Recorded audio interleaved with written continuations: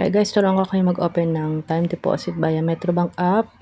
Assuming na naka-receive na ako ng message na nag-mature na yung aking isang time deposit. So, open lang. Log in tayo sa Metrobank app.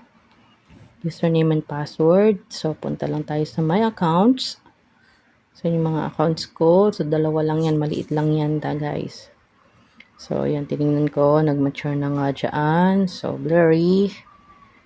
Tapos pag ano natin dyan is meron i-multiply nung natin guys. Yung 3,000 pala ayun ang maintaining balance ng Metrobank na main balance. So doon mo pupunta yung proceeds once na nag-mature na yung time deposit. Okay, so lagi ko lang nilalagyan, tinitirahan ng 3,000 pesos yung aking Metrobank na main balance account. So isa lang naman ang account nun guys eh. Doon sa Metrobank app nyo gagawin. So, yan.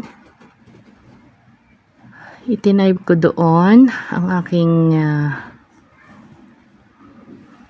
amount na i-deposit. So, pinili ko yung 1 month payout both interest and principal. So, ayan ang magiging total value once na nag-mature. So, i-click lang yung anyong passcode.